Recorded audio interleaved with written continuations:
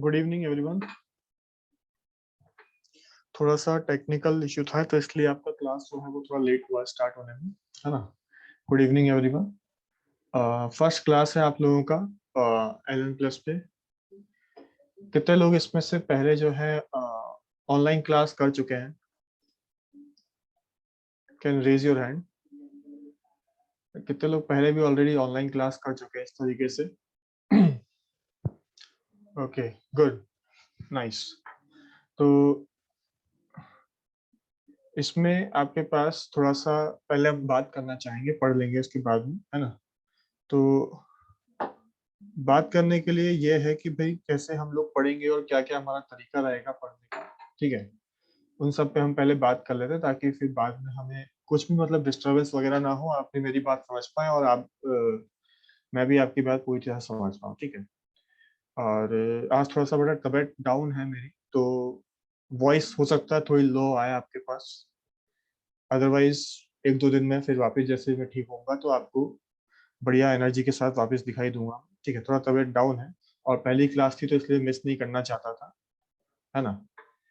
तो इसीलिए तबीयत डाउन होने के बावजूद जो है I am taking this class, तो थोड़ा सा पेशेंस रखेंगे, है ना। And my name is actually Tushar Sahitya and I am from IIT BHU pass out. और एलन के साथ हम काफ़ी टाइम से जुड़े हुए हैं। एंड जो पहला चैप्टर होने वाला है हमारे पास, that is your actually simple harmonic motion, ठीक है। तो सिंपल हार्मोनिक मोशन हम लोग स्टार्ट करेंगे। उसमें आपके पास कैसे हम लोग पढ़ेंगे उस बात पर मैं थोड़ा सा डिस्कस करना चाहूंगा आपसे।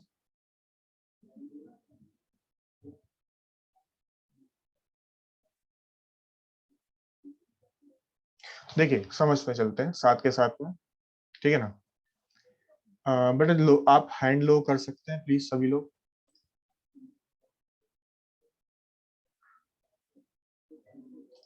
Okay, thank you. Okay, thank you very much.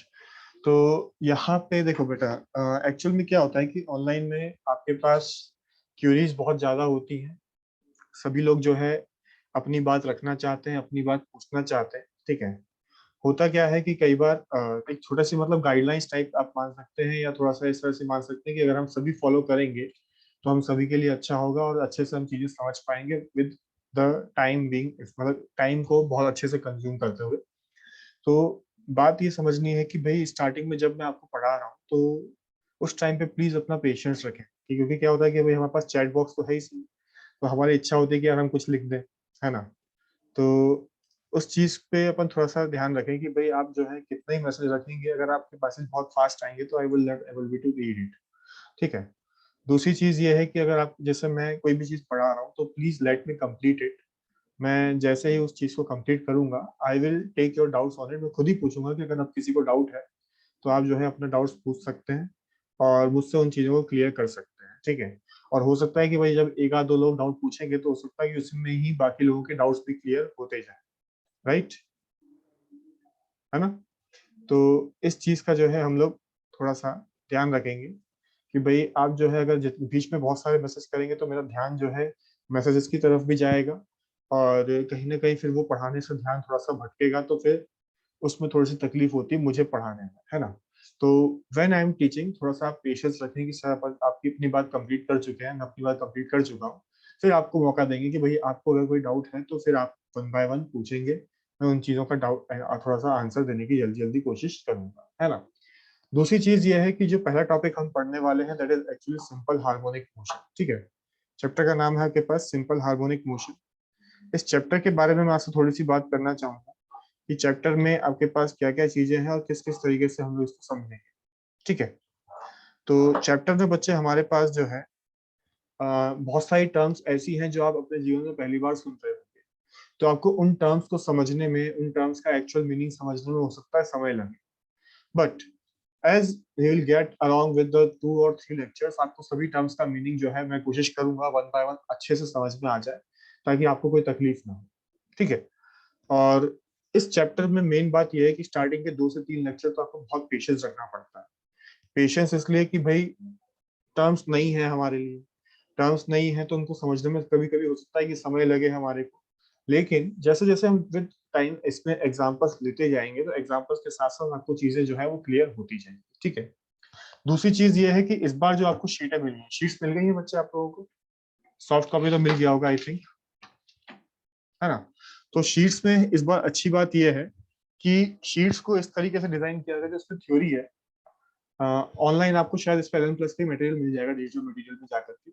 Sheets में एक बहुत अच्छी बात करी गई है इस साल, और वो ये है कि आपको जो है एकदम हर एक चीज का, जैसे आपको लेक्चर है ना, कि लेक्चर आपने मान लो कि पढ़ा, आपको कोई बात नहीं समझ में आती है तो आप एक काम करेंगे, शीट पे जाएंगे, शीट में जाकर के आप जो है उस चीज को पढ़ेंगे और उसके सॉल्व एग्जांपल भी दे रखे हैं आपको, बहुत अच्छे से डिजाइन किया गया है इस बार, ठीक है।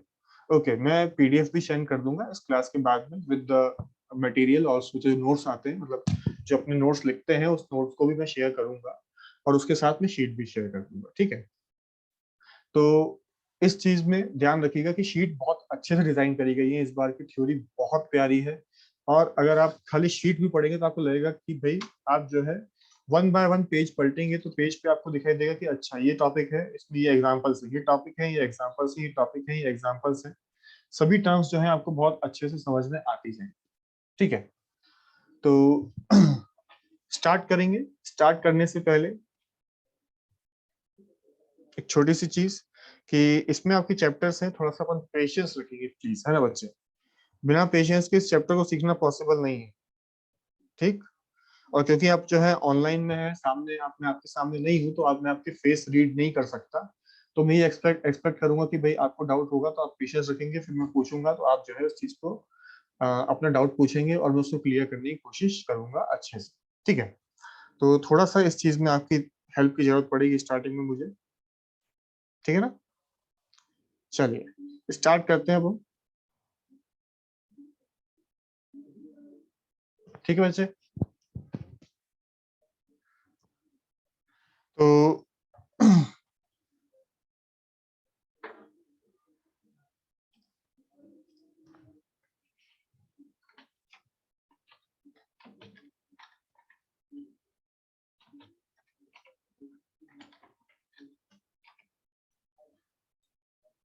चलिए स्टार्ट करते हैं। तो सिंपल हार्मोनिक मोशन अगर हम देखें तो सिंपल हार्मोनिक मोशन स्टार्ट करने से पहले हमें कुछ टर्म्स समझनी चाहिए।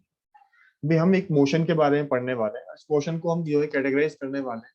तो इसके साथ साथ हमारे पास और कौन कौन से मोशन है उसकी अगर हम बात करें तो उसमें हमारे पास जो सबसे पहला एग्जांपल है वो है आपका पीरियोडिक मोशन, ठीक है। आई थिंक सभी लोगों ने जो है पीरियोडिक मोशन का नाम कभी ना कभी सुना होगा, ठीक है। तो आप यस और नो में रिप्लाई कर सकते हैं ताकि मुझे समझ में आता रहे कि हाँ भाई आप लोग जाग रहे हैं, मेरी धीरी आवाज सुन के जो है आप लोग सो नहीं गए, है ना। तो पीरियोडिक मोशन क्या होता है भाई, पता है किसी को? What is periodic motion actually? ना बेटा, मान्य मान्य वत्सल नहीं, गलत आंसर दिया आपने। पीरियोडिक मोशन की बात कर रहे हैं, नहीं, टू एंड फ्रो मोशन नहीं है ये। पीरियोडिक मोशन बच्चे इस तरह का मोशन होता है कि आपके पास वो खुद को रिपीट करता है। क्या करता है? रिपीट करता है, आफ्टर पर्टिकुलर टाइम इंटरवल वो रिपीट करता रहता है। और इस तरह के मोशन को हम पीरियोडिक कहते हैं। वो कैसा भी हो सकता है, रिपीट करने वाला मोशन है, कभी भी वो रिपीट करे। जो भी मोशन अपने आप को कुछ समय बाद रिपीट करता है that is called as periodic motion, ठीक है। तो आप चाहें तो इसमें लिख सकते हैं motion which repeats itself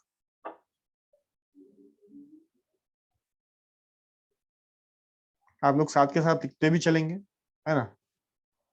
motion which repeats itself after regular time interval, ठीक है। तो जो मोशन अपने आप को रेगुलर टाइम इंटरवल के बाद जो है रिपीट करता है, इसको हम पीरियोडिक मोशन कहते हैं। और जो ये आपके पास टाइम इंटरवल है, जिस टाइम इंटरवल के बाद मोशन अपने आप को रिपीट कर रहा है, this time interval is called as time period of this motion, ठीक है। तो इसमें आपके पास क्या है, तो constant interval of time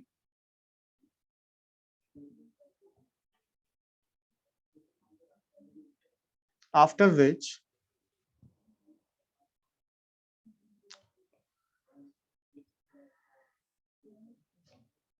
the motion is repeated is called the time period. कुछ मेरा लिखा समझ में नहीं आए तो आप पूछ भी सकते हैं, है ना, मैसेज कर दे, इस टर्म के बाद क्या लिखा है तो मैं वो भी बता दूंगा, ठीक है। परेशान नहीं होना है, बस अपने को आराम से पढ़ते चलना है बच्चे, ठीक है। तो एक मोशन जो अपने आप को किसी भी रूप में बार बार रिपीट कर रहा हो, उस मोशन को हम कहते हैं पीरियोडिक मोशन। और जो आपके पास टाइम इंटरवल है जिसके बाद वो रिपीट हो रहा है, that is called as time period. जैसे हम बात करते हैं कि जैसे ईयर वाइज ईयर हम बात करें, तो ईयर वाइज आपके पास जनवरी जो मंथ है वो रिपीट होगा, फरवरी का मंथ है वो रिपीट होगा, मार्च का जो मंथ है वो आपके पास रिपीट होगा। तो ये आपके पास रिपीट हो रहे हैं। लेकिन मार्च जब दोबारा आएगा वापस में, तो वो आएगा कितने टाइम के बाद, after how many months it will come back, obviously 12 months, ठीक है। तो ये 12 मंथ्स का हमारे पास पीरियड है, सॉरी। तो 12 मंथ्स का हमारे पास पीरियड है, या फिर इसको हम कह सकते हैं कि आफ्टर एवरी वन, जो भी तारीख कैलेंडर में रिपीट होती है उसका पीरियड है कि भाई वो 1 ईयर के बाद जो है आपका रिपीट होगा, है ना। चैट बेटा आपको होस्ट पे ही करना है, को होस्ट पे कोई मैसेज नहीं करना है। मैं हटा ही देता हूँ परमिशन को होस्ट के दूसरे अकाउंट से, ठीक है। तो वहां पे आपको मैसेज नहीं करना, आपको सिर्फ होस्ट पे करना है, ठीक है। तो एक और एग्जांपल लें अगर हम इसमें कि पीरियोडिक मोशन का हमारे पास एग्जांपल क्या है, तो मोशन ऑफ प्लैनेट्स है या नहीं। तो अराउंड द सन आपके जो प्लैनेट्स हैं वो जो मोशन कर रहे हैं, इलिप्टिकल पाथ में वो घूम रहे हैं, वो मोशन आपके पास रिपीट होता रहता है, राइट। वो मोशन जब आपके पास रिपीट होता रहता है, तो वो भी एक तरह का आपके पास पीरियोडिक मोशन, क्या है, पीरियोडिक मोशन। फिर या फिर आप बात करेंगे तो uniform circular motion. Uniform circular motion आप जानते हैं क्या होता है। यूनिफॉर्म सर्कुलर मोशन वो होता है जिसमें आपके पास पार्टिकल की स्पीड जो है वो कांस्टेंट होती है, वो सर्कुलर पाथ में घूमता रहता है। उसका कुछ अपना टाइम पीरियड होता है, डिपेंड करता है कि आपके पास किस तरीके, कितनी स्पीड से मोशन हो रहा है, कितने रेडियस में हो रहा है, कितने पाथ, कितने बड़े पाथ पे हो रहा है। तो वो टाइम पीरियड उसका अलग अलग हो सकता है अलग अलग पाथ के लिए, लेकिन किसी भी पर्टिकुलर पाथ के लिए आपके पास जो टाइम पीरियड है वो रहेगा सेम, ठीक है। तो वहां पे अगर हम बात करेंगे तो इस तरह के जो मोशन है, इन सभी मोशंस को हम कहते हैं पीरियोडिक मोशन, ठीक है। बेटा वॉइस ब्रेक हो रहा है तो थोड़ा सा इंटरनेट कनेक्शन का इशू हो सकता है आपके एंड पे, ठीक है। तो उसको एक बार चेक करिएगा। वैसे इतना बाकी लोग को वॉइस क्लियर आ रही है बच्चे, यस। तो बाकी लोगों को क्लियर आ रही है, तो बेटा आप अपने एंड पे थोड़ा सा इंटरनेट का इशू हो सकता है, आपको चेक करिएगा।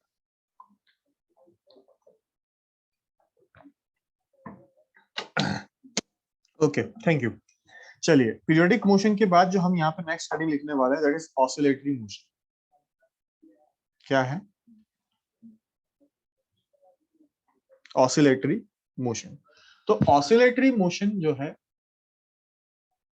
आपके पास क्या होता है, उसको अगर हम बात करें, तो ऑसिलेटरी मोशन में क्या है कि आपके पास इस तरह का मोशन, बताना आज है, पहले आप बताएं, हाँ आप लोग बताएं, मैंने आपसे पूछा है, भूलिए, बताएं आप लोग क्या होता है ऑसिलेटरी, आप लिख सकते हैं।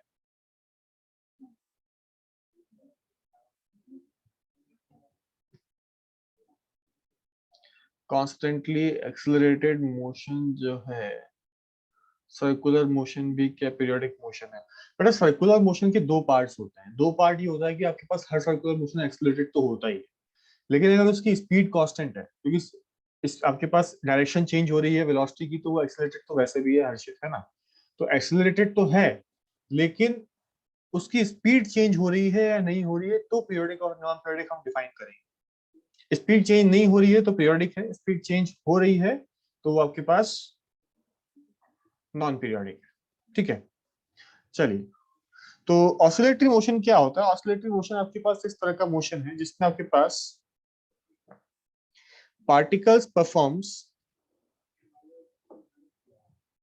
अ motion in which particle performs to and fro. कैसा मोशन करते का पार्टिकल? पार्टिकल करेगा आपके पास to and fro motion on the same path. Same path पे आपका जो पार्टिकल है वो टू एंड फ्रो मोशन कर रहा है। तो इस तरह के मोशन को जो है हम क्या कहते हैं? हम कहते हैं इस तरह के मोशन को ऑसिलेटरी मोशन। क्या कहते हैं? टू एंड फ्रो समझते हैं बच्चे आप लोग? किसी को नहीं समझ में आता हो तो बताइए। To and fro, left right left right left right, ठीक है। अब एक्चुअल में क्या होता है, ये पेंडुलम का एग्जांपल आप ले सकते हैं, ठीक है। ऑसिलेटरी मोशन में काफी अच्छा एग्जांपल है पेंडुलम का।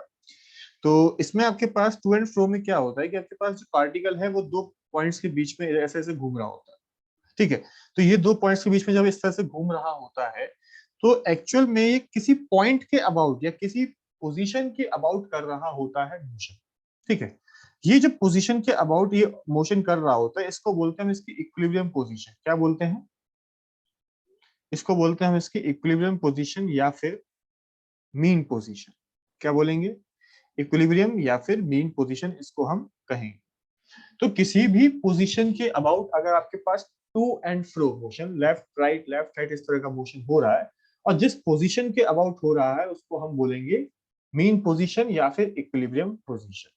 और इसमें जो आपके पास ये वाले पॉइंट्स होते हैं जो जहां तक पार्टिकल जा पाता है, जो इसकी दूरी मैक्सिमम है, इक्विलिब्रियम से जो मैक्सिमम दूरी होती है, इन चीजों को हम कहते हैं यहां पर it is called as extreme position. क्या बोलते हैं इसको?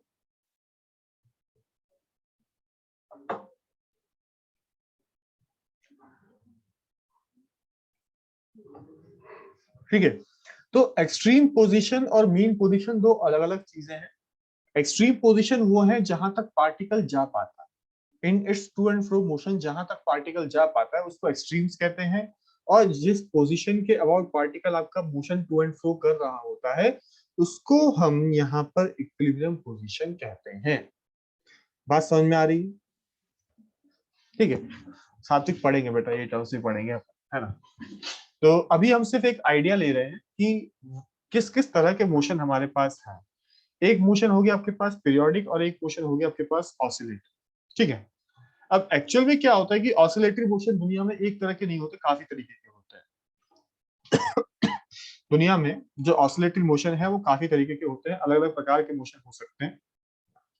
लेकिन हर प्रकार के ऑसिलेटरी मोशन को अपने को नहीं पढ़ना। हमें पढ़ना है एक particular type of oscillatory motion को जिसको हम कहते हैं सिंपल हार्मोनिक मोशन। तो सिंपल हार्मोनिक मोशन की इक्वेशन क्या होती है या कैसे हम बात करेंगे उसके बारे में, तो उसको अगर हम समझे बच्चे तो यहाँ पे हम लिखेंगे जनरल ऑसिलेशन इक्वेशन। क्या लिखेंगे? General oscillation equation. क्या है ऑसिलेशन इक्वेशन? हाँ, ये अच्छा सवाल है। क्या नाम है बच्चे का? प्रेरणा का, ठीक है। तो ऑसिलेटरी मोशन क्या एक टाइप का पीरियोडिक मोशन है, इस पे बात कर लेते हैं। समझ, देखिए एक्चुअल में मैं अगर आपसे पूछूं कि क्या हर पीरियोडिक मोशन ऑसिलेटरी होता है तो आप क्या आंसर देंगे? नहीं, बिल्कुल सही बात है, no. No is the answer. कि हर पीरियोडिक मोशन आपके पास ऑसिलेटरी हो ऐसा कोई जरूरी नहीं है। जैसे फॉर एग्जांपल अगर मैं बात करूं कि आपके पास अर्थ का मोशन है या अराउंड द सन, तो अर्थ इस तरह से घूम रही है, तो अर्थ का जो मोशन है वो आपके पास इलेप्टिकल है। यहाँ पे आपके पास ये टू एंड फ्रो मोशन नहीं है, it is not a to and fro motion. Earth जो है आपके पास इस पाथ पे इन पोजीशन पे पाई जा सकती है अलग अलग समय पे। तो ये जो मोशन है ये आपके पास पीरियोडिक तो नहीं है, मतलब पीरियोडिक तो है बट ऑसिलेटरी नहीं। तो हर पीरियोडिक मोशन आपके पास ऑसिलेटरी हो कोई जरूरी नहीं है। दूसरी चीज ये, क्या हर ऑसिलेटरी मोशन पीरियोडिक होता है, इसकी बात कर लेते हैं, ठीक है। क्या हर ऑसिलेटरी मोशन पीरियोडिक होता है? एवरी ऑसिलेटरी इज पीरियोडिक, आप लिख रहे हैं ऐसा। Extreme position keep changing with time, may be नहीं हो सकता है।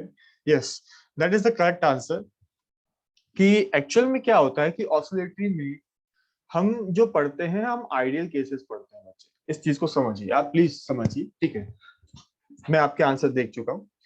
तो अब एक्चुअल में क्या होता है कि ऑसिलेटरी मोशन जो है वो पीरियोडिक हो सकते हैं। ऑसिलेटरी मोशन पीरियोडिक नहीं भी हो सकते हैं। दोनों ही पॉसिबिलिटीज हैं, हो भी सकता है और नहीं भी हो सकता है। डिपेंड करता है कि वो किस सिचुएशन में मोशन हुआ है। देखो कई बार क्या होता है कि पार्टिकल जब ऑसिलेशन कर रहा होता है तो वहां पर आपके पास उसकी एनर्जी कभी कभी धीरे धीरे कम हो रही होती है। क्या हो रही होती है? एनर्जी धीरे धीरे कम होकर के वो अपनी एनर्जी को लूज करेगा और धीरे धीरे अपने ऑसिलेशंस की जो एक्सट्रीम्स है उसको चेंज करेगा, और एक्सट्रीम्स को चेंज करके फिर वो आपके पास ऑसिलेटरी रहेगा, इस बात की कोई गारंटी नहीं है। लेकिन लेकिन जब पार्टिकल आपके पास मोशन कर रहा है और उसकी एनर्जी कंजर्व्ड है, एनर्जी अगर पार्टिकल की कंजर्व्ड है, तो उस केस में जो पार्टिकल के ऑसिलेशन होंगे अबाउट मीन पोजीशन, वो होंगे पीरियोडिक। ठीक है। तो पीरियोडिक मोशन आपके पास तब होगा जब एनर्जी जो है आपके पास कांस्टेंट है। ठीक है। रियल लाइफ एग्जांपल भी लेंगे, जैसे जैसे हम चैप्टर में आगे बढ़ेंगे सभी तरह के एग्जांपल हम डिस्कस यहाँ पे कर पाएंगे। ठीक है। तो अब हम बात कर लेते हैं कि भाई जनरल ऑसिलेशन इक्वेशन क्या होती है।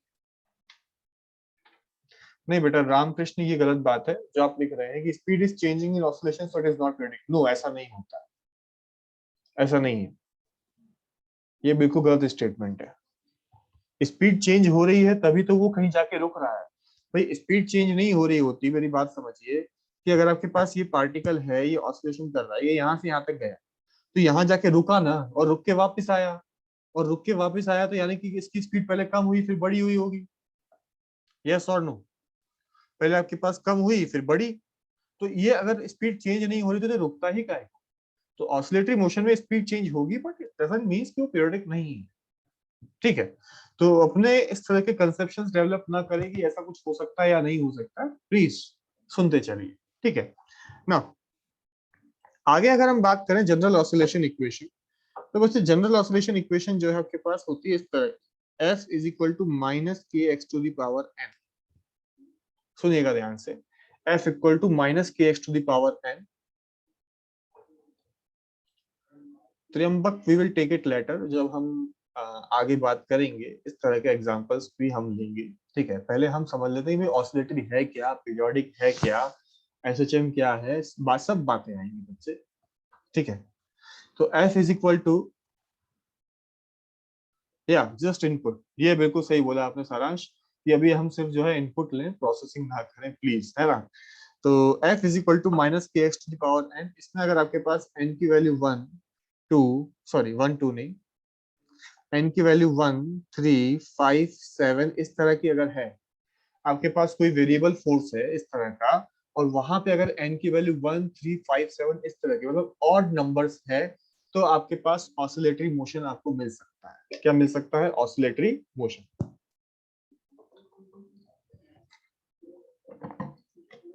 थोड़ा सा पानी ज्यादा पीना पड़ेगा, बॉडी डिहाइड्रेट हो चुकी है मेरी। है ना। तो n इक्वल टू 1 3 5 7 अगर इस तरह के आपके पास फोर्स की इक्वेशन है, तो वहां पे आपके पास जो मोशन है वो मोशन आपका दिखाई देगा बच्चे। कौन सा वाला? Oscillatory motion.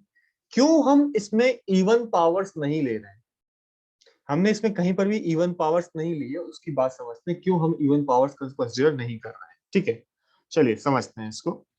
कि भाई अगर मैं मान लो कि n बराबर 1 लेता, सुनिएगा ध्यान से, भाई ऑड और इवन पावर दोनों का डिफरेंस हम लेंगे।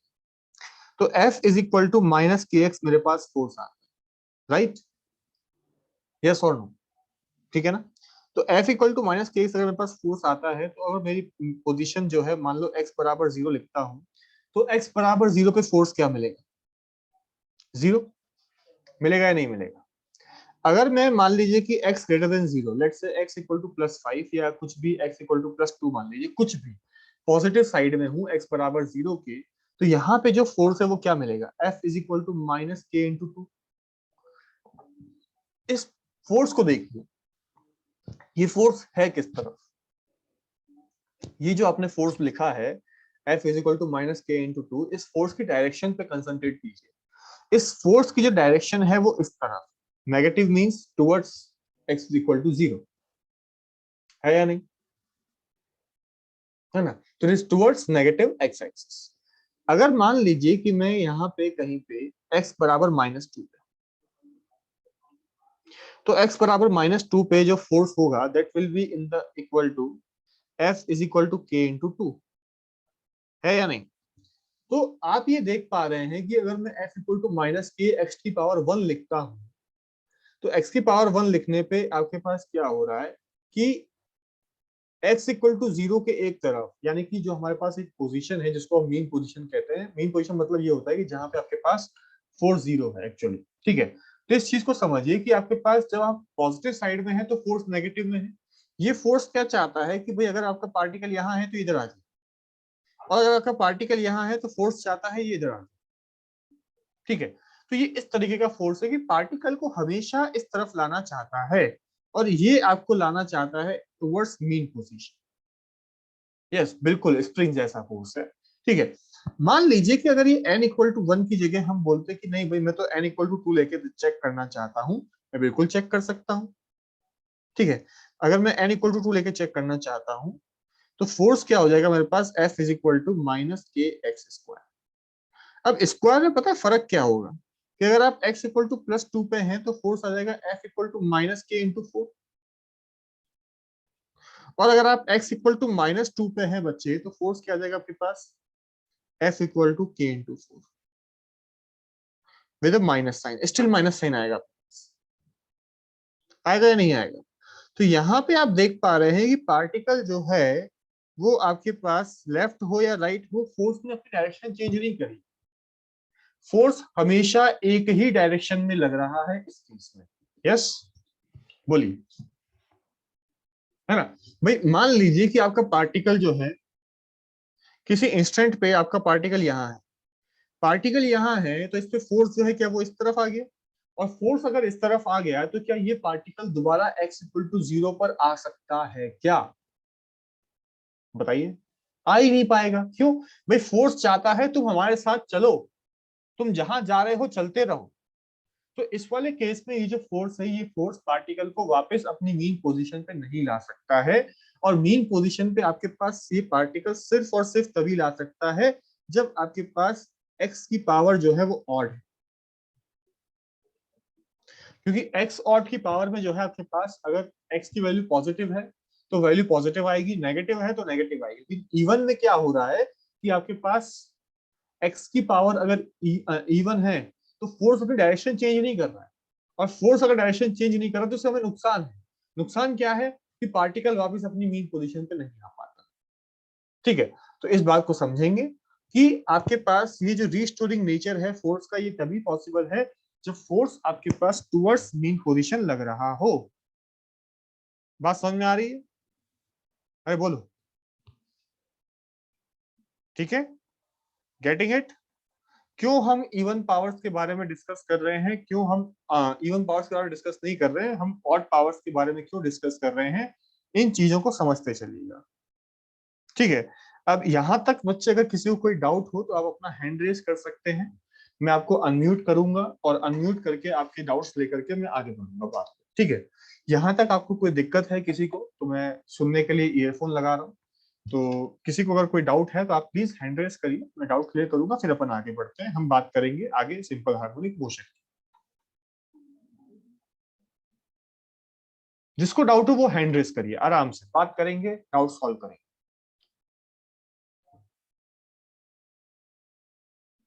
यस, के इज सम कांस्टेंट, के कोई कांस्टेंट है, कांस्टेंट का नाम क्या है वो डिफरेंट डिफरेंट तरीके में डिफरेंट डिफरेंट तरीके से आएगा कांस्टेंट की वैल्यू, ठीक है।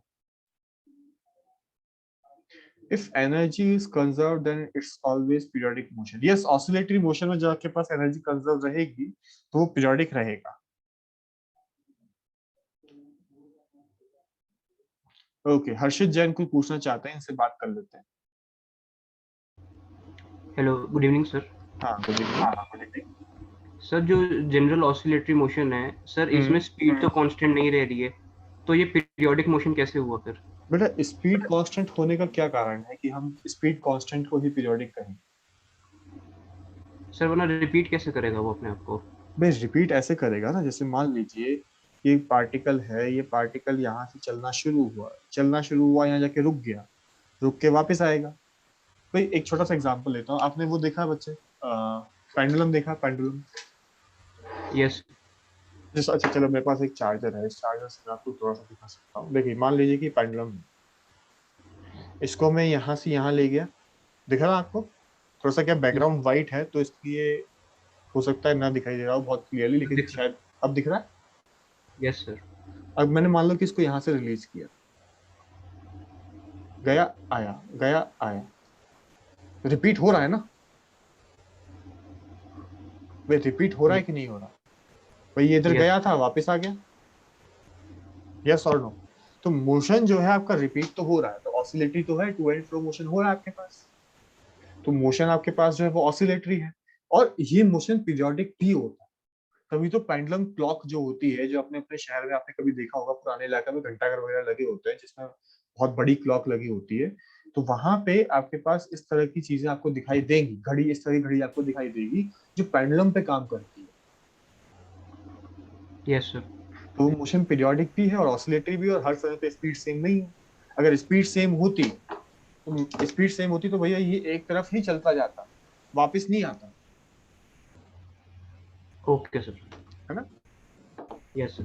चलिए, और किसी को कोई डाउट बच्चे? नॉन यूनिफॉर्म सर्कुलर मोशन क्या पीरियोडिक हो सकती है? नहीं हो सकता।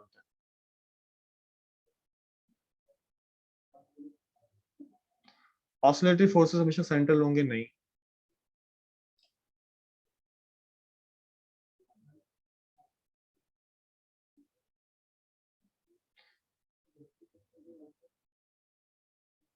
मतलब oscillatory motion is periodic in presence of only conservative forces, yeah you can see that। ठीक है बेटा, माइनस साइन हमने लगाया है और के एक कांस्टेंट है, माइनस के कहीं से नहीं आया, माइनस साइन हमने लगाया। माइनस आपके पास बताता है एक रीस्टोरिंग नेचर, कि वो फोर्स जो है पार्टिकल को वापस वही लाना चाहता है जहां से पार्टिकल चलना स्टार्ट हुआ था। ठीक है, मीन पोजीशन में हमेशा इक्विलिब्रियम होगा। यस, मीन पोजीशन का मीनिंग ही होता है बेटा, सब टर्म समझेंगे। मैंने ये क्या कहा था आपसे चैप्टर के, मेरे को पता है कि इस चैप्टर में स्टार्टिंग में ऐसे डाउट्स बहुत सारे आते हैं, हर बार का मेरा, है ना? तो इसलिए मैंने कहा था कि इस चैप्टर में जितना आप पेशेंस रखेंगे उतना आप अच्छे से सीख पाएंगे, क्योंकि ऐसे बहुत सारे डाउट्स आपके मन में आएंगे, बहुत सारी चीजें आपके मन में आएंगी, लेकिन जैसे जैसे हम आगे बढ़ेंगे बहुत सारी चीजें आपको क्लियर होती भी जाएंगी बच्चे। मैंने पहले ही कहा था इस चैप्टर में आपको पेशेंस रखना पड़ेगा, स्टार्टिंग में ही कहा था मैंने, है ना? चलिए पढ़े आगे, अब बोलो, पढ़े?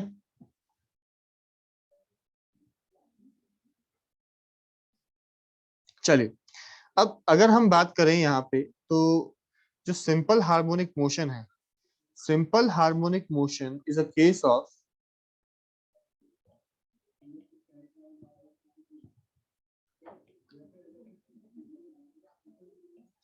Is a special case of oscillatory motion. ठीक है, it is a special case of oscillatory motion. क्या? Simple harmonic motion. और सिंपल हार्मोनिक मोशन में आपके पास जो ऑसिलेटरी मोशन है, ये ऑसिलेटरी मोशन में आपके पास जो फोर्स की इक्वेशन है वो होती है माइनस की एक्स। तो हमें सिर्फ वही केस पढ़ना है जहां पर एक्स की पावर 1। ये हमारे लिए अच्छी बात है कि हमें बहुत सारी चीजें नहीं पढ़नी है, हमें सिर्फ वही केस पढ़ना है जहां पे आपके पास F is equal to minus k x है। और कुछ अच्छे तरीके से अगर इसको लिखा जाए तो इसको ऐसे लिखा जाता है कि एक्सेलरेशन जो है आपके पास, it is proportional to x. ये इस तरह की इक्वेशन जो होती है ना, इसको सिंपल हार्मोनिक मोशन कहते हैं। जनरली डेफिनेशन जो है परफेक्ट वो यही है कि एक्सेलरेशन आपको लिखना चाहिए माइनस ओमेगा स्क्वायर एक्स, लेकिन ठीक है कि फोर्स से जो है हमें चीजें ज्यादा अच्छे से समझ में आती है, तो इसलिए मैंने फोर्स की टर्म्स में लिखा पहले। तो acceleration is equal to minus omega square x. अगर आपके पास कहीं पे इस तरह की इक्वेशन है कि एक्सेलरेशन x के प्रोपोर्शनल है और वहां पे नेगेटिव साइन है, तो वहां पे आपका जो मोशन है that is your simple harmonic motion. ठीक है, कुछ नहीं बेटा, F equal to minus k x की बात करिए बस।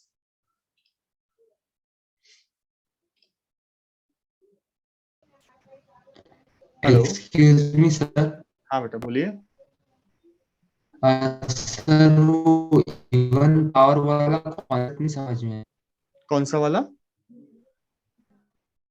सर इवन पावर क्यों ले सकते वो है? देखो बेटा, इवन पावर में मान लीजिए, मेरी बात सुनो, इवन पावर में मान लीजिए कि पार्टिकल की वेलोसिटी इस तरह, ठीक है बेटा, अनम्यूट मत करिए, अनम्यूट मत करिए अपने आप को, मैं फिर बात कैसे कर पाऊँ, और मुझे ये नहीं समझ में आएगा आपको डाउट क्लियर हुआ कि नहीं हुआ।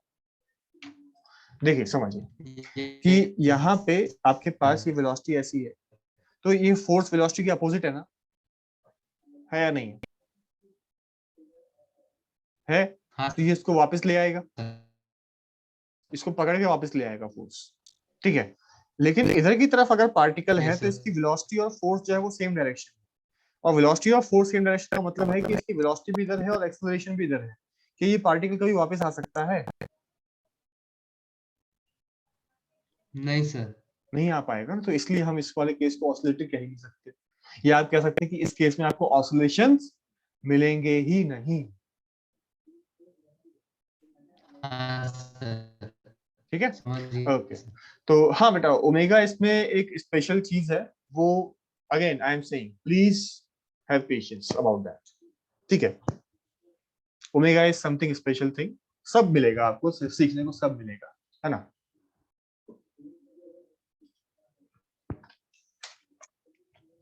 इस बैच में नाम बड़े इंटरेस्टिंग इंटरेस्टिंग है, लोगों के पहली बार सुने हैं ऐसे नाम कई बार। गुड, ठीक है। तो यहाँ पे आपके पास f equal to minus k x या acceleration equal to minus omega square x, ये जो आपके पास इक्वेशन है this is equation of SHM, यानी कि एक पर्टिकुलर केस ऑसिलेशन का आपको पढ़ना है और इस पर्टिकुलर केस को ही हम लोग एसएचएम कहते हैं। चलिए,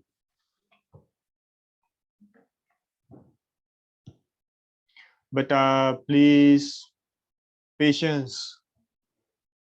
जितना पढ़ाया जा रहा है उसको सिर्फ एब्जॉर्ब करिए। अभी जब मैं बता दूंगा कि भाई अब जो है मैं इस चैप्टर का इंट्रोडक्शन कंप्लीट कर चुका हूं, फिर पूछिएगा ना, प्लीज एब्जॉर्ब करिए इस चीज को कि क्या बताया जा रहा है। आरुषि, ओमान, प्लीज अपनी तरफ से एलिगेशंस लगाने की कोशिश मत करिए कि ये हो सकता है, वो हो सकता है, ठीक है प्लीज।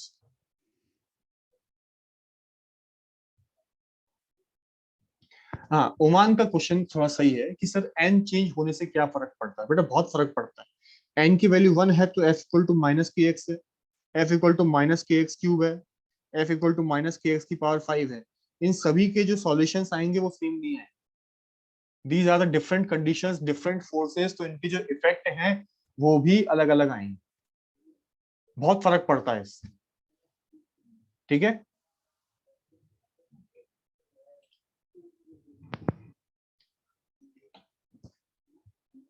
चलिए, तो यहाँ पे आपके पास एक और चीज में बात करता हूँ, वो ये कि अगर हम बात करें कि स्प्रिंग, स्प्रिंग की अगर हम बात करें तो स्प्रिंग में आपने एक फोर्स पढ़ा होगा F equal to p x, yes और नो? यस। तो यहाँ पे बच्चे अगर मैं आपसे बात करूं स्प्रिंग के बारे में तो एक नोट लिख लेते हैं हम, काफी इंपॉर्टेंट चीज है ये, इस पूरे चैप्टर में आपको काम आएगी, ठीक है। नाउ यहाँ पे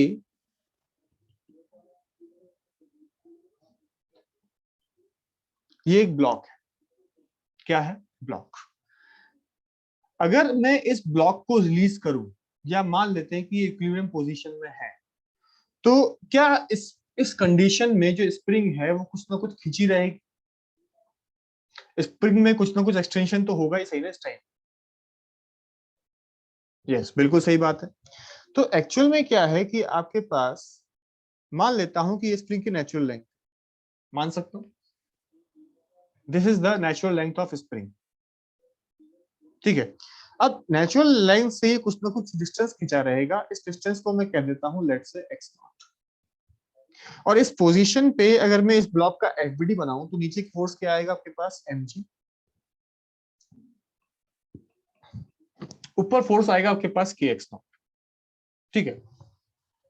तो स्प्रिंग फोर्स क्या है आपके पास, what is the value of spring force here, it is equal to kx not equal to mg, yes और नो, सही बात है। अब सेम सिचुएशन में मान लीजिए कि मैंने जो है ब्लॉक को थोड़ा सा और खींच दिया, कितना खींच दिया, पिछली वाली पोजीशन से मैंने खींच दिया इसको डिस्टेंस x, मान लीजिए, ठीक है। अब पिछली वाली पोजीशन से मैंने इसको x डिस्टेंस खींच दिया और ये नेचुरल लेंथ थी। तो बच्चे स्प्रिंग में टोटल एक्सटेंशन कितना आ गया ये बताइए, what is the total amount of extension in spring, it is x plus x not, ठीक है। भाई पहले x नॉट खींचा हुआ था, x मैंने और खींच दिया। तो यहाँ पे आपके पास अगर इस ब्लॉक का एफबीडी बनाया जाए तो इस ब्लॉक पे लगने वाले फोर्सेस कौन कौन से हैं, mg है और ऊपर की तरफ आ जाएगा spring force k into x plus x not, ठीक है। तो अगर मैं यहाँ पे बात करूं कि स्प्रिंग फोर्स कितना है सेकंड केस में, तो स्प्रिंग फोर्स की वैल्यू आ जाएगी आपके पास k into x plus x naught, yes और no, x plus x naught, yes और नो। और अगर मैं नेट फोर्स की बात करता हूं, ध्यान से सुनिएगा, ये बहुत इंपॉर्टेंट पॉइंट है यहाँ। अगर मैं यहाँ पर नेट फोर्स की बात करता हूं तो नेट फोर्स क्या है मेरे पास, net force is the resultant of इन दोनों का डिफरेंस, और इन दोनों का अगर मैं डिफरेंस लेता हूं तो मुझे मिलेगा mg minus k x not, mg से के एक्स नॉट कैंसिल हो गए, क्या बचा, माइनस के एक्स, यस और नो। तो यहाँ पे आपके पास जो नेट फोर्स है वो माइनस के एक्स आ रहा है और स्प्रिंग फोर्स जो है वो k into x plus x naught आ रहा है।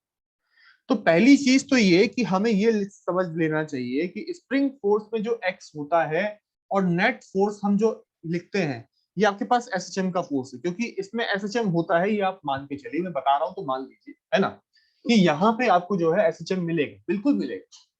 तो एसएचएम में आप जो फोर्स लिखते हैं वो नेट फोर्स लिखते हैं, क्या लिखते हैं बच्चे, नेट फोर्स। नेट फोर्स में आपको सभी फोर्सेस का रिजल्टेंट लिखना चाहिए, और स्प्रिंग फोर्स में जब आप k इंटू एक्स लिखते हैं तो स्प्रिंग फोर्स में जो kx में x होता है वो x होता है नेचुरल लेंथ से। डायग्राम देखिए, जब हम स्प्रिंग का फोर्स लिख रहे हैं तो x नॉट प्लस एक्स जो डिस्टेंस है ब्लॉक का वो कहां से है, जो x plus x not distance है वो कहां से है, नेचुरल लेंथ से है। और जब हम एसएचएम का फोर्स लिख रहे हैं यानी कि नेट फोर्स लिख रहे हैं तो x कहां से है, x कहां से है, x इज फ्रॉम इक्विलिब्रियम, क्योंकि ये जो पोजीशन है बच्चे इसकी, ये इसकी इक्विलिब्रियम पोजीशन है, जहां पे ये इक्विलिब्रियम में रहेगा। अगर आप ब्लॉक को ऐसे लटका देंगे तो इस ब्लॉक को लटकाने पे यही रहेगा ना भाई, इस पॉइंट पे, ये इसकी इक्विलिब्रियम पोजीशन है। तो इक्विलिब्रियम पोजीशन से अगर आप x डिस्टेंस खींचेंगे तो x नॉट प्लस एक्स आपको मिलेगा। आई बात समझ में। तो सीखने की चीज क्या है मेरे पास यहाँ पे, सीखने की चीज ये है कि x in case of SHM, जब हम एसएचएम का फोर्स लिख रहे हैं, इज फ्रॉम मीन पोजीशन या फिर equilibrium position, is from mean position और इक्विलिब्रियम पोजीशन,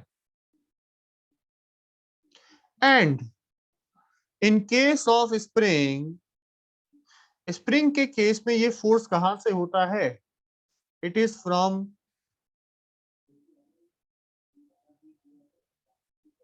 नेचुरल लेंथ, ठीक है। ये समझिए कि जब आप स्प्रिंग फोर्स में के एक्स लिख रहे हैं तो एक्स नेचुरल लेंथ से है, और एसएचएम में लिख रहे हैं तो डिस्टेंस आपका मीन पोजीशन या इक्विलिब्रियम पोजीशन से है। अच्छा, अब एक चीज और मैं आपसे पूछना चाहूंगा, कई लोग इसमें गलती कर देते हैं और कई मिसकंसेप्शंस लोग डेवलप कर लेते हैं, वो ये कि what is meant by mean position? Mean position का मतलब क्या है बताइए? आप लोग आंसर दे सकते हैं। What is mean by mean position? अक्ष ने सही आंसर दे दिया, हिमाक्ष ने सही आंसर दे दिया। अरे बेटा सिनोनिम नहीं बताना है, इक्विलिब्रियम पोजीशन। ओके, चलिए बहुत बढ़िया बात है। तो what is meant by mean position या इक्विलिब्रियम पोजीशन? कई लोगों ने सही आंसर दिया, बहुत सारे लोगों ने सही आंसर दिया। It's a good thing to see that. तो मीन या इक्विलिब्रियम पोजीशन आपके पास वो होती है जहां पर पार्टिकल पे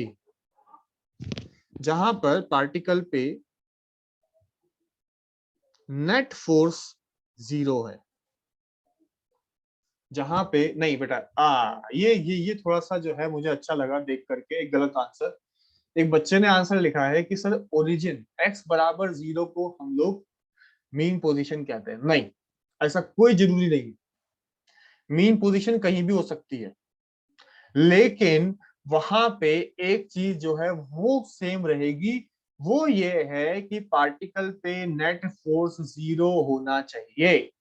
मीन पोजीशन का सिंपल सा मीनिंग यह है कि पार्टिकल पे नेट फोर्स 0 होना चाहिए। वो x बराबर 0 पे हो या ना हो, इससे कोई मतलब नहीं है बेटा। ओरिजिन हम अपनी सुविधा के हिसाब से चूज करते हैं, एक्सिस हम लोग चूज करते हैं। ये बात पता है अपने को? एक्सिस हम लोग खुद चूज करते हैं, x बराबर 0 खुद चूज करते हैं। लेकिन मीन पोजीशन अगर आज के बाद आपसे कोई भी पूछेगा, जिन लोगों को नहीं पता थी, आप लोग सिर्फ एक ही आंसर देंगे, यानी कि आपके पास जिस पॉइंट पे पार्टिकल पे नेट फोर्स 0 हो रहा है। ये बात अपने दिमाग में चली जानी चाहिए। ठीक है, डन, एग्रीड। पढ़ाते पढ़ाते थोड़ी सी मेरी भी तबीयत ठीक हो रही है, मुझे एनर्जी अप हो रही है, ऐसा फील हो रहा है ना? बैठे रहो तो फिर बैठे ही रह जाते हैं। चलिए आगे बात करें अब। नहीं, एक्चुअल में पढ़ाने वाली चीज ऐसी है कि जिससे तबीयत अगर खराब भी हो तो भी जो है आपको थोड़ा सा अच्छा फील होता है कि हाँ, वी आर डूइंग समथिंग। चलिए, तो ऑसिलेशन की तो हम लिख चुके हैं। Next heading is general equation of SHM. Heading लिखेंगे जनरल इक्वेशन ऑफ एसएचएम।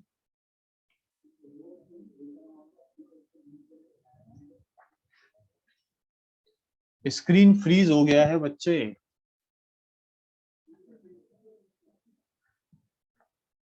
नहीं हुआ है, वही थोड़ा सा लॉग आउट करके फिर लॉग इन करेंगे, मतलब ऑफ करके दोबारा ऑन करेंगे, सही हो जाता है।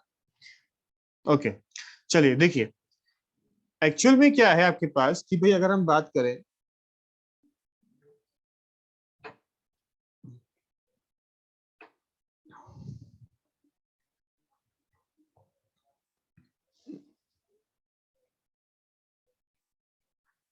ये इक्वेशन को मैं ऐसे लिख सकता हूं, और एक्सेलरेशन आ गया आपके पास -k/m/x, या फिर आप इसको लिख सकते हैं -ω²x, जो हमने अभी लिखा। नहीं बच्चे, एक्स इक्विलिब्रियम से नहीं होगा, एक्स नेचुरल लेंथ से होगा। यही तो लिखा अपन ने ऊपर, यार क्या कर रहा है भाई,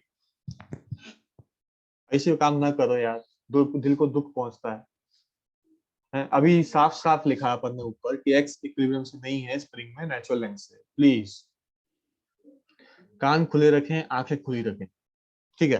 तो एक्सेलरेशन इक्वल टू -ω²x। तो एक्चुअल में क्या है कि आपके पास ये जो है एक्सेलरेशन को क्या मैं ऐसा लिख सकता हूँ, d2x/dt²। यस और नो? कंफर्टेबल है इस टर्म से हम लोग कि एक्सेलरेशन को जो है मैं d2x/dt² लिख सकता हूँ? लिख सकते हैं ना? अब d2x/dt² लिखा प्लस k/m/x इक्वल टू 0। भाई ये रहा, यहां से सीधा यहां आ गया मैं। ध्यान से देखो भाई, एक्सेलरेशन को लिखा d2x/dt² और k/m/x को मैं उठा करके इस तरफ पुट कर दिया, और k/m/x को पुट कर दिया, तो इक्वेशन क्या मिल गई मेरे को, d2x/dt² plus k/m/x equal to 0। ये जो इक्वेशन है मेरे पास, ये इक्वेशन को हम कहते हैं डिफरेंशियल इक्वेशन ऑफ एसएचएम। क्या बोलते हैं इसको हम? इसको बोलते हैं बच्चे डिफरेंशियल इक्वेशन ऑफ एसएचएम, ठीक है। और ये जो है आपके पास it is called as second order differential equation. Second order क्यों कहते हैं उसके पीछे का लॉजिक मैं आपको बताता हूं कि अगर आप यहाँ पे देखेंगे कि भाई एक वेरिएबल है मेरे पास x, यहाँ पे इसका डेरिवेटिव लिखा हुआ है x का d2x by dt स्क्वायर। ये कौन सा डेरिवेटिव है, फर्स्ट डेरिवेटिव कि सेकंड डेरिवेटिव? भाई फर्स्ट डेरिवेटिव होगा आपके पास dx by dt, second derivative होगा आपके पास d2x by dt स्क्वायर। तो सेकंड डेरिवेटिव यहाँ पे लिखा है, इसलिए इसको कहते हैं हम लोग सेकंड ऑर्डर डिफरेंशियल इक्वेशन, ठीक है। क्या बोलते हैं? Second order differential equation. Now ये जो सेकंड ऑर्डर डिफरेंशियल इक्वेशन है, इसका हमें लिखना है जनरल सॉल्यूशन। नाउ अब है क्या कि भाई एक्चुअली हम लोग को डिफरेंशियल इक्वेशन सॉल्व करनी तो आती नहीं, क्योंकि हमें उसके लिए इंटीग्रेशन आना चाहिए, है ना। तो डिफरेंशियल इक्वेशन आपको सॉल्व करना सिखाया जाएगा गणित में, लेकिन कुछ समय बाद जब आप इंटीग्रेशन पढ़े तो वहां पे जब आप इसको सॉल्व करना सीखेंगे तो बच्चे वहां पे आपको सॉल्व करना सिखाया जाएगा। लेकिन अभी मैं इसको सॉल्व नहीं कर रहा हूं, मैं इसका सॉल्यूशन लिख रहा हूं। General solution of this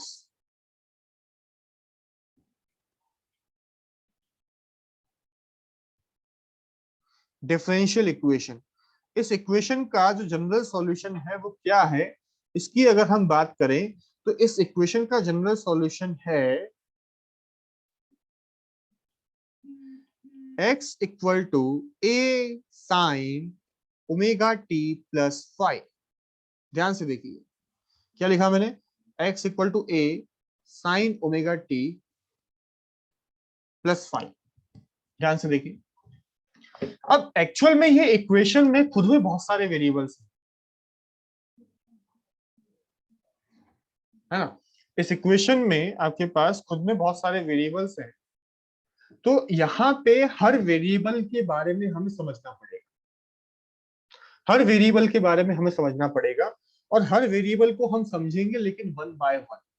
again समझने के लिए आपको क्या रखना है, पेशेंस, क्योंकि सारे वेरिएबल एक साथ कवर नहीं कर सकते, क्योंकि हर वेरिएबल अपने आप में कुछ बात हमसे कहता है, ठीक है। एक्स क्या है, ए क्या है, ओमेगा क्या है, फाई क्या है, सब हम समझेंगे। यस, बिल्कुल डिराइव कर सकते हैं बच्चे। आप चाहें तो इसका जो डेरिवेशन है वो एससी वर्मा में सेकंड पेज पे दे रखा है, सिंपल हार्मोनिक मोशन वहां दिया हुआ है। अगर आप चाहें, देखना चाहते हैं तो वहां से देख सकते हैं, अदरवाइज सोल्व करने की जरूरत नहीं है, बिल्कुल डिराइव होता है, लेकिन that needs a integration part, ठीक है। तो इसकी अगर हम बात करें तो यहाँ पे हमारे पास जो है बहुत सारी चीजें हैं।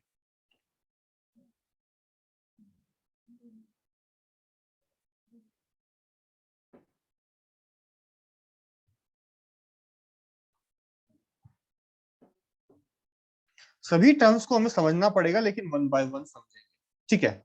चलिए अब बात करते हैं इस पे आपके पास क्या है।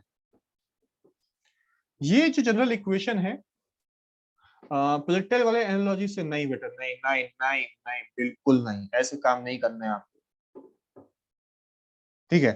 अब इसके बाद लिखेंगे हम एक नोट। ये नोट को हम वन बाय वन इसके जितने भी पॉइंट्स है सबको समझेंगे। एक नोट लिखेंगे सभी लोग कि differential form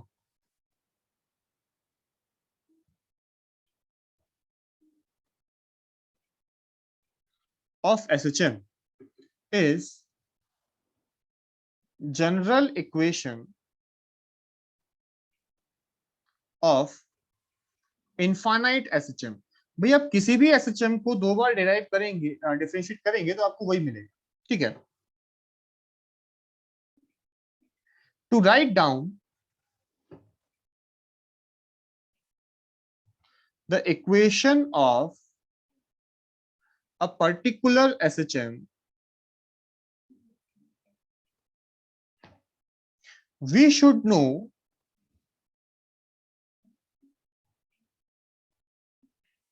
the value of a and phi, ठीक है। we should know the value of a and phi। अगर हम a और phi के लिए निकाल सकते हैं तो हम जो है अलग अलग आपके पास इसमें वैल्यूज लिख सकते हैं, ठीक है। तो ए क्या है, what is A? A is called as the amplitude of particle. A is called as the amplitude of particle, and it depends on the energy of SHM. A depends on energy of SHM, and phi जो है ये क्या है, इसको बोलते हैं बच्चे phase constant. क्या बोलते हैं? बहुत सारी टर्म्स हैं, आपको वन बाय वन ही समझ में आएंगी, एक साथ समझ में नहीं आएंगी. ठीक है. phi is called as phase constant, and it depends on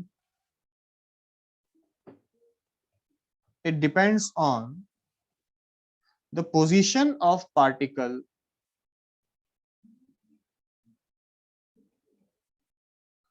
at t equal to 0. Position of particle at t equal to 0. ठीक है.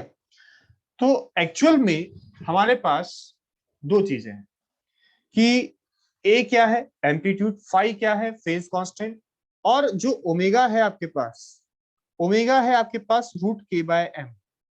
हमने जो इक्वेशन लिखी थी x equal to a sine omega t plus 5 में ओमेगा हमारे पास root k by m है. आप ध्यान से देखिए कि भाई हमारे पास ये जो इक्वेशन है ये k बाय m थी, k बाय m को हटा करके हमने ओमेगा स्क्वायर लिख दी. देखो ध्यान से. तो ओमेगा स्क्वायर अगर आपके पास k बाय m है तो ओमेगा कितना हो जाएगा बच्चे?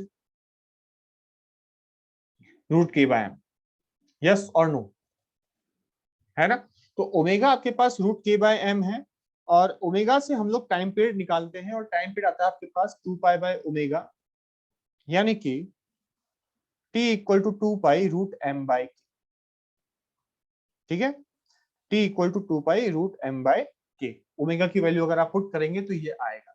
ये एसएचएम का टाइम पीरियड है. नाउ इसमें मैं जो आपसे कहना चाह रहा हूं कि भाई ए की बात करते हैं. ए क्या बोला मैंने? ए क्या है हमारे पास? A is the amplitude of SHM. Amplitude में मैंने लिखा है कि आपके पास एम्पलीट्यूड डिपेंड करता है किस चीज पे? एम्पलीट्यूड डिपेंड कर रहा है आपके पास एनर्जी ऑफ एसएचएम की, पार्टिकल को हमने कितनी एनर्जी यहाँ पर प्रोवाइड करी है, उस चीज को समझते हैं. ध्यान से देखिए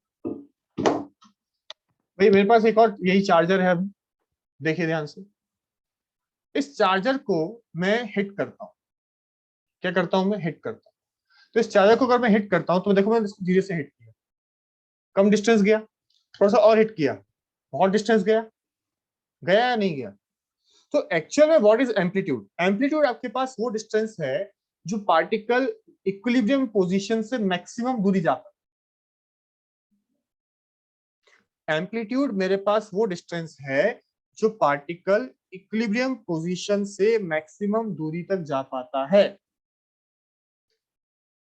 आ रही बात समझ में? और मैक्सिमम दूरी जो जाएगा that will be given by कि आपने उसको कितनी एनर्जी दी है. इसका एक रियल लाइफ एग्जांपल लूं मैं आपके सामने. एक रियल लाइफ एग्जांपल लेते हैं कि अगर मेरे पास एक स्प्रिंग ब्लॉक सिस्टम है,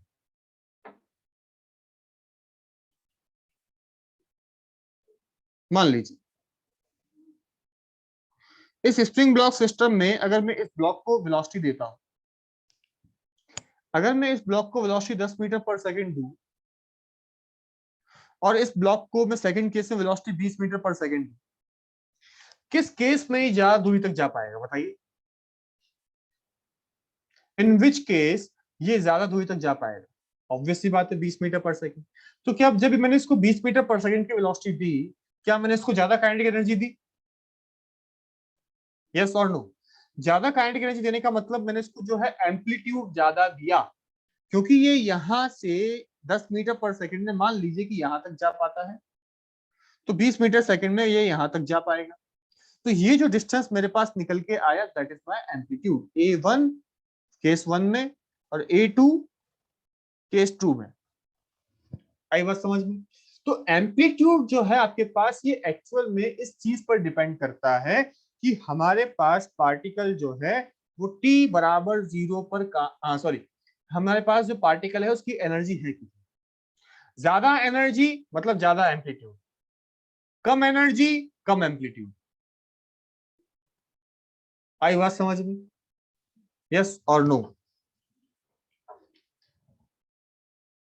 ओके, चलिए एक चीज और मैं आपसे बात कर रहा हूं कि मैंने ये टाइम पीरियड को 2 पाई बाय ओमेगा कैसे लिखा, इसको भी समझते हैं भाई। हर एक टर्म को हम समझते चलेंगे कि वाई, क्यों हमने ऐसा लिखा है भाई। ये नहीं कि सिर्फ लिख दिया तो लिख दिया, नहीं, क्यों लिखा है समझते हैं भाई। अगर मैं इस इक्वेशन को ध्यान से देखूं कि x is equal to A sine omega T plus five,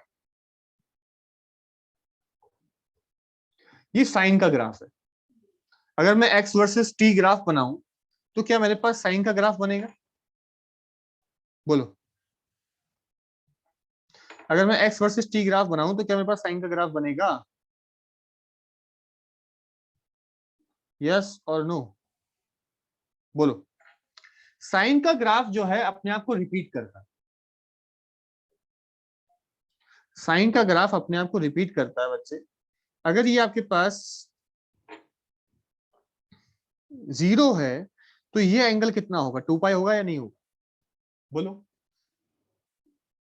भाई, क्या 2 पाई इसका आपके पास पीरियड होता है साइन का? भाई ये तो तुमने पढ़ा होगा यार ट्रिग्नोमेट्री में, प्लीज, है ना। तो 2 पाई के बाद आपके पास साइन का ग्राफ रिपीट करता है, ठीक है।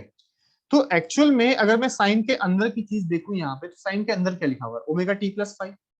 भाई फाइव तो एक कांस्टेंट है, फाइव क्या है आपके पास? फाइव एक कांस्टेंट है। तो फाइव अगर मेरे पास कांस्टेंट है तो कह सकता हूं कि ओमेगा टी जो है आपके पास, it will repeat itself after a time, after 2 pi. भाई क्योंकि इसमें अगर आपके पास ध्यान से देखोगे तो ये एंगल है भाई। साइन के अंदर जो भी चीज लिखी है क्या होता है? ये एंगल ही तो होता है, यस और नो?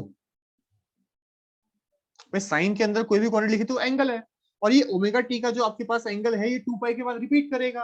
और जब ये रिपीट करना शुरू करेगा तो क्या मैं इस टाइम पीरियड को कैपिटल टी लिख सकता हूं? And it will be equal to 2 pi by omega. अरे बोलो। तो साइन का ग्राफ क्योंकि 2 पाई पीरियड के बाद रिपीट करता है तो इसमें जो इसका टाइम पीरियड आ गया है वो 2 पाई बाय ओमेगा आ गया है। और क्योंकि हमने ओमेगा को रूट के बाय एम लिखा था तो इसलिए हम टाइम पीरियड को 2 पाई रूट एम बाय के लिख पा रहे हैं। आई बात समझ में यहां तक? बोलो, आई बात समझ में, है ना। चलिए, तो एम्पलीट्यूड के बारे में समझ लिया अपन ने, टाइम पीरियड के बारे में समझ लिया। एक टर्म बचती है मेरे पास यहाँ पे, that is called as phase constant. क्या है? Phase constant. Phase constant five. Phase constant के बारे में बच्चे मैंने यहाँ पे क्या लिखा है, ध्यान से पढ़ो, सभी लोग पढ़िएगा। क्या लिखा है? फेज कांस्टेंट,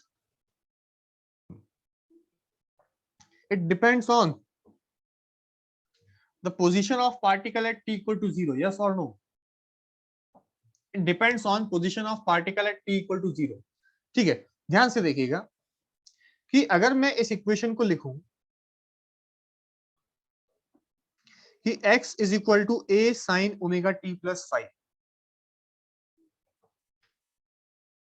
और इसमें मैं t इक्वल टू 0 पुट कर दूं तो क्या मिलेगा मेरे को? मिलेगा या नहीं मिलेगा? t इक्वल टू 0 पुट करते क्या मिलेगा मेरे को? x equal to A sine five मिलेगा। और x equal to A sine five अगर मेरे को मिल रहा है तो क्या मैं कह सकता हूं कि अगर मैं x बराबर 0 रखता हूं तो मुझे फाइव की वैल्यू अलग मिलेगी, x बराबर a बाय टू पे अलग मिलेगी, x बराबर root three A by two पे अलग मिलेगी, x बराबर a बाय रूट टू पे अलग मिलेगी, x बराबर minus a by root two पे अलग मिलेगी।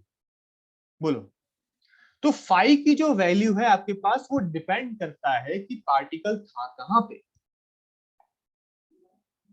आ रही बात समझ में? कि पार्टिकल जहां होगा उस हिसाब से मुझे एक्स की फाइव की वैल्यू यहां पर मिलती हुई दिखाई देगी।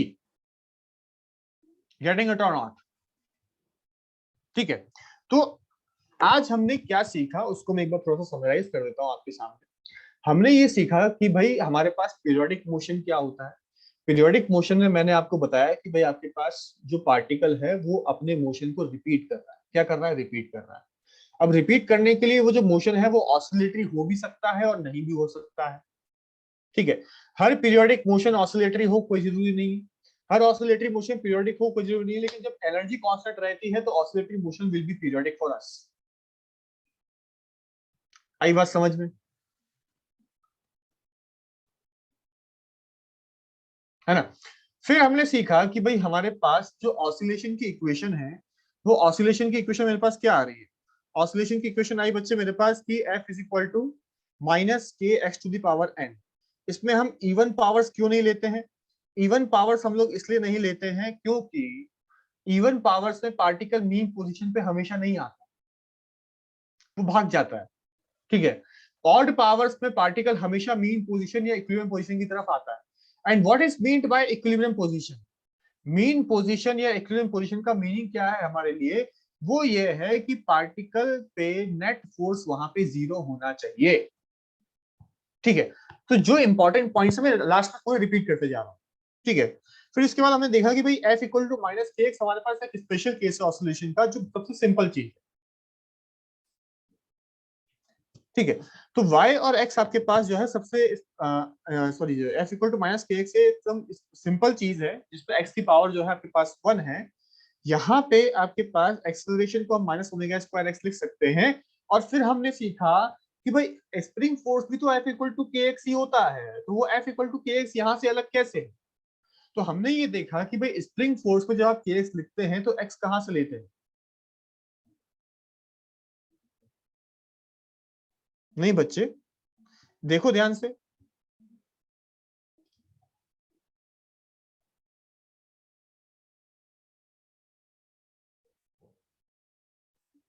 अक्षत, मैं बात करके डाउट क्लियर करूंगा, भले मेरे को 5 मिनट एक्स्ट्रा लगेंगे, कोई दिक्कत नहीं है मेरे को। अक्षत पे बात करेंगे। हाँ हाँ हेलो, अक्षत बताइए। Good evening sir. हाँ वहाँ गुड इवनिंग। सर इसमें तो दूसरा वाला डायग्राम है सर, हाँ natural length x not equilibrium तक, और सर इक्विलिब्रियम से लेकर जब वापस एक्सटेंड कर रहे हैं इसको तो लेंथ एक्स है ना सर? नहीं बेटा, इक्विलिब्रियम से x है, लेकिन अगर मैं स्प्रिंग की बात करूं तो स्प्रिंग की लेंथ कहाँ से ली है भाई? देखो देख वही रहे हो ना सर, बात। नेचुरल लेंथ से पहले एक्स नॉट एक्सटेंड किया, फिर इक्विलिब्रियम आया, फिर देखो उसके x बाद नॉट तो एक्सटेंडेड था, अगर आप स्प्रिंग को छोड़ दोगे, ब्लॉक को छोड़ दोगे, तो कुछ ना कुछ तो एक्सटेंडेड रहेगी ना स्प्रिंग।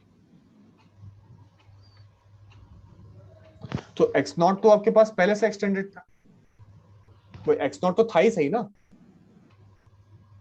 हमने x और खींचा तो क्या फर्क पड़ा, ये बात कर, आ रही बात समझ में? तो सर अच्छा सर, मतलब इक्विलिब्रियम में आने के बाद हाँ जो लेंथ, इक्विलिब्रियम से हमने x खींचा, तो स्प्रिंग के फोर्स में तो वही रहा कि x प्लस एक्स नॉट, लेकिन नेट फोर्स जो है वो के एक्स आया, ठीक है। तो सर वो स्प्रिंग की नेचुरल लेंथ तो नहीं है ना? लेकिन कौन सी इनिशियल लेंथ नहीं है? इक्विलिब्रियम ना। जो एक्स एक्स वाली जो लेंथ है सर। देखो x वाली जो लेंथ है वो इक्विलिब्रियम से डिस्प्लेसमेंट है। हाँ यस सर, तो सर इसमें हम लोग ने मतलब लिखा हुआ है ना कि वो नेचुरल लेंथ है। क्या नेचुरल लेंथ है?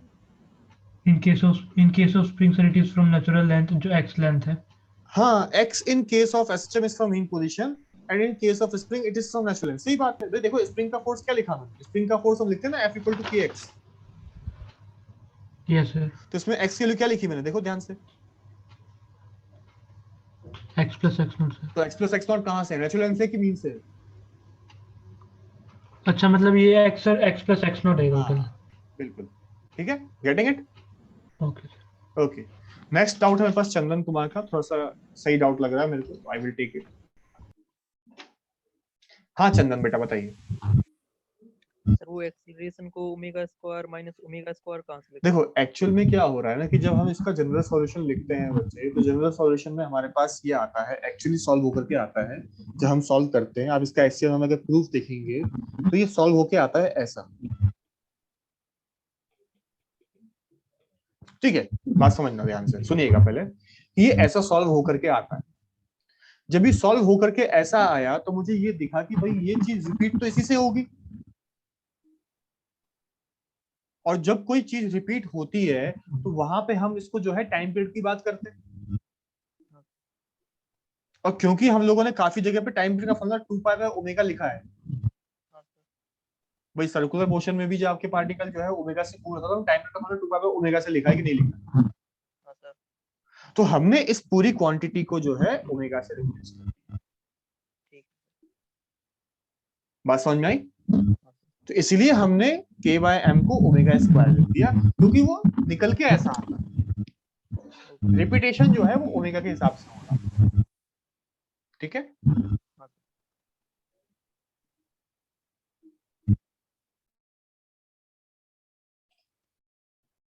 हाँ, ग्राफ में x और y एक्सिस की बात अगर हम करेंगे तो बेटा x जो है आपके पास डिस्प्लेसमेंट है, ये x है, और ये आपके पास टाइम है। तो ये टाइम आपके पास 2 पाई के हिसाब से रिपीट होगा, और यहाँ पे आप इसको थीटा से रिप्रेजेंट कर सकते हो, क्योंकि साइन के अंदर जो है वो थीटा है, ठीक है?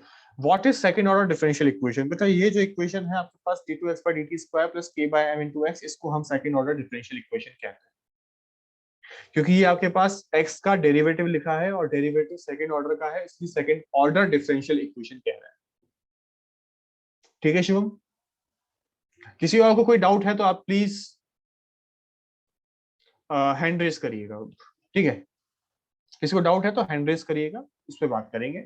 और फेज कांस्टेंट की बेटा जो अपन बात है वो अपन कल दोबारा करेंगे, यहाँ खत्म नहीं करा अपन ने फेज कांस्टेंट जो है वो अभी शुरू हुआ है, इट इज जस्ट स्टार्टिंग।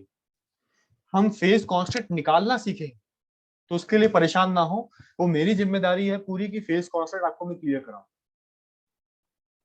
ठीक है?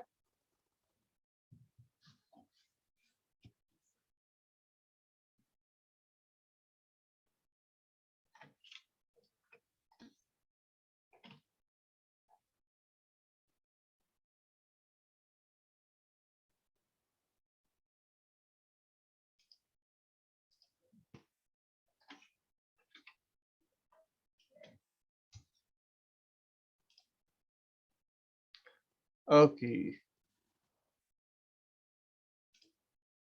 फिजिक्स क्लास ऑल्टरनेट क्यों चल रही है, कैसा सवाल है भाई?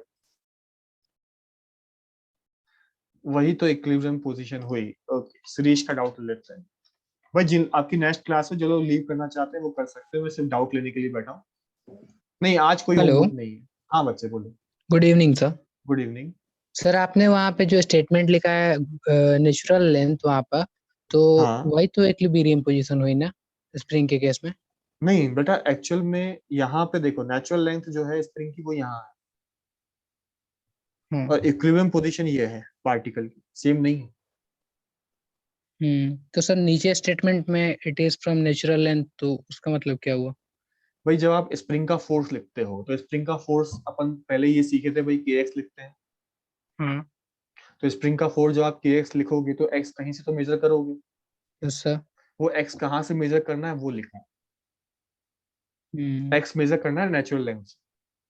ओके तो सर। इसलिए हमने जब स्प्रिंग का फोर्स लिखा है यहाँ पे, तो हमने डिस्टेंस पूरा नेचुरल लेंथ से लिया, हमने x नहीं लिया सिर्फ, हमने x प्लस x नॉट लिया बच्चे, ठीक है?